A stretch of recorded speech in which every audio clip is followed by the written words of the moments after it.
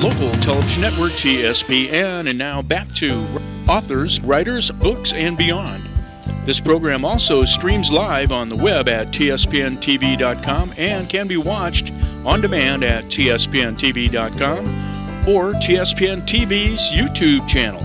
And now back to authors, writers, books, and beyond. Hi, welcome back to the second segment of Authors, Writers, Books, and Beyond. And this is our reader program where we talk about the books we read in our youth and in our teen years, our young adult years, and our young life now. And we're going to start a little with the books from our youth. Now, I was just saying during the break, I was 2 of 8. So I was also the first to leave home, so my books didn't go with me. They stayed for all my younger sisters. Actually, baby sister ended up with most of them, Megan. But some of the same books that came out in the 50s, I purchased for my kids. And I've been putting these on Facebook this last couple of days. This is one of my favorite illustrators, and it was Eloise Wilkin. Just the most innocent little, look at this. I just love these illustrations. Aww. Just sweetness in, look at these. She's just, I love her art. I love the way she captures the simplicity of a family life, which is kind of, I guess, very much influenced in my own series of books. And this one's We Help Daddy, We Help Mommy, and this one. I remember that one. And I have a bunch of them over there. Prayers for Children. Oh my gosh, one of my favorite ones is in here. This is, this says I gave this to my son Joey Jr. He's probably going to take it now that he has a son. But I love to see the carefreeness. This is how I think we grew up. I felt like that little girl growing up, that carefree. And this is another artist. My father used to buy Joan Walsh Anglin, the little books that she illustrated for us, and their little faces, they just had eyes. They didn't have a mouth and a nose. And so I have these, and I bought a lot of them for my children. I always inscribed them unless they were given to me. But the little golden books are iconic for our baby boomer generation. Yeah. There's even a new book out. I forgot to grab it off my desk. A woman, another author smarter than me, she wrote about how she grew up on all of these. And it's a little golden book for her now as an adult. And she combined all these stories. It's actually a really neat compilation. Have I had time to read it yet? No, it sits on my desk for my downtime. But these golden books influenced, I think, not just our parents' lives, because the parents that are depicted here were very symbolic of our own parents, but also a generation that lived like this, and I think we were one of the last. My kids say they did in base housing. But I'd like to go to Kathy. She brought, you have to share the copyright date. Oh, this is from 1936. It's called Peggy Lee Stories. And this was my mother's book. And she would I had to ask to read it. And it was definitely a these were mystery stories. Nancy Drew, pre-Nancy Drew. Pre-Nancy Drew. And Peggy Lee had her cohorts of friends. And there are, I believe, 4 books in here, in one. So 4 books. And my mom loved this book so much, and I loved it so much, and I was afraid that she had gotten rid of it.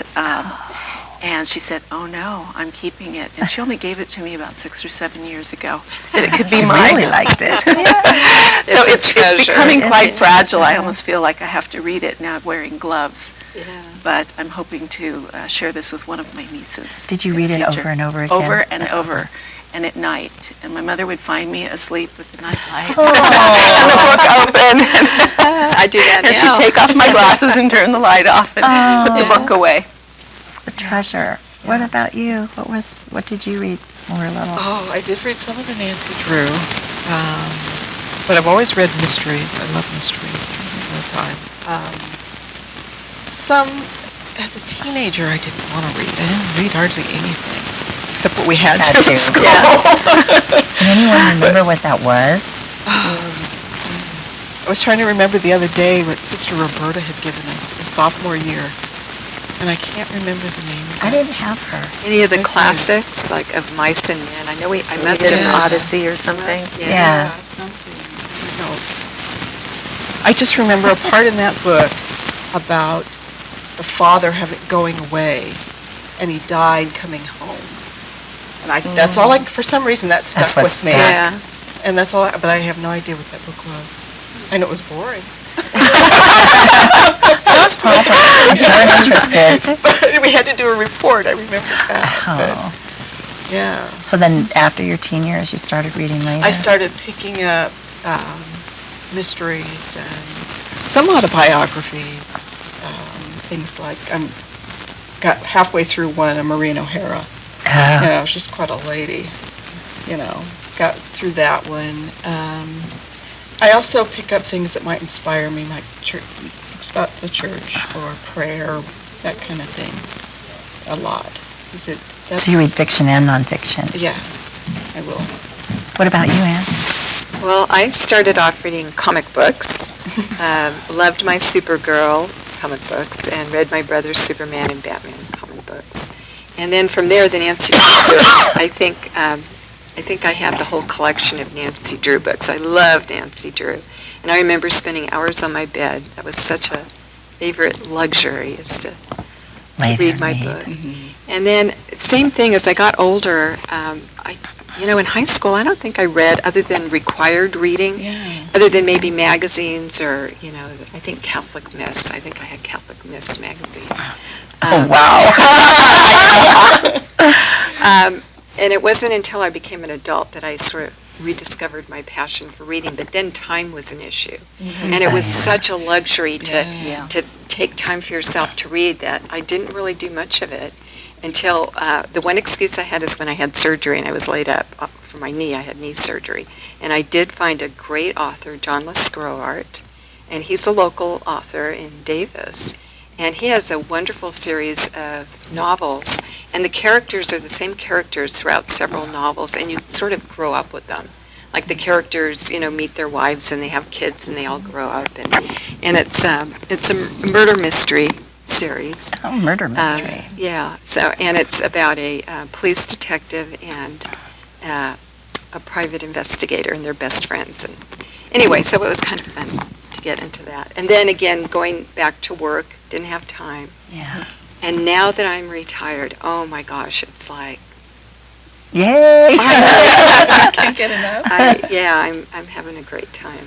Just like I said, I love to just, start my day off with a cup of coffee and a good book, and next thing I know, it's time to make dinner. That's terrific. I know in high school I do remember choosing to read Bury My Heart at Wounded Knee by Dee Brown, and it was thick. And then J.D. Salinger's Catcher in the Rye. Catcher in the Rye. I think I don't think that was required at Mercy. I thought it I was. don't remember, I but I thought it remember was. I reading remember it. reading I would be it, shocked yeah. if it was. And then I read it later as a 50-year-old, and I thought, what did I ever see in this book? It was totally boring. I loved the rebelliousness of it then, but I read it as an adult and thought, what? I could not figure out what I saw in it. And some of the things I think we read later in life, I wouldn't read. Wallace Stegner when I was Yeah. younger. So I'd true. love to read him now.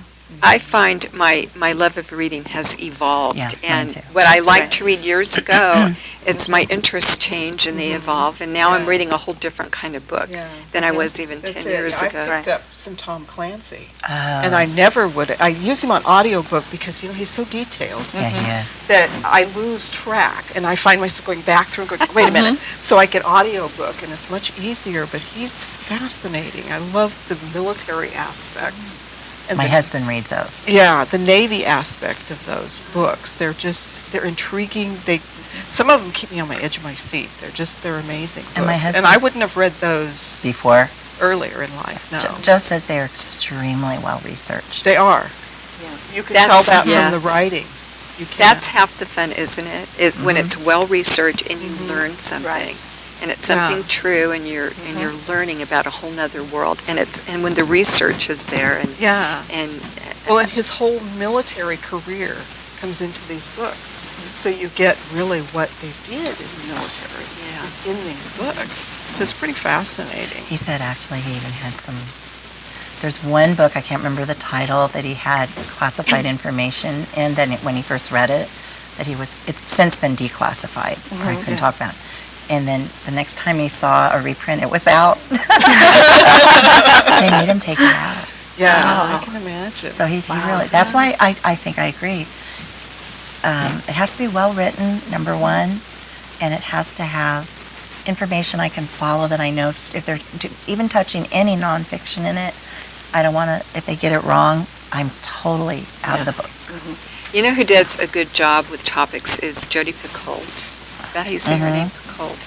And I just recently read a few of her books, and You can show it. well, I've got a couple of them, but I've learned so much just from, and I really enjoy the fact that I'm learning about a topic that I ordinarily wouldn't know about, but it's within the context of how it affects a family or a person. And for that reason, I also like history, historical fiction, because I like to learn about real facts in history. These things really happened, but it's played out through the characters, and how did it affect people, these historical facts. So I have another author I really like that. She's actually local. Her name's Antoinette May, and I met her about 8 years ago. I actually got the pleasure, I had the pleasure, this is it, I think, of reviewing her book, this one, The Sacred Well, and there she is. She has a new one. She just signed a new contract for a book. I've been workshopping with her. What a privilege. The writing in this book, she's a former journalist, and she's a historical novelist, and her research is impeccable. I think for the first book, Pilot's Wife, she went to Stanford for all her research for that part of Roman history. And this one, I don't want to ruin it because you guys ought to get it and read it. When we come back, we'll talk a little bit more about, too, the interesting thing in whether you're drawn into book covers or the story on the back. So come back and join us and see what we think. Bye.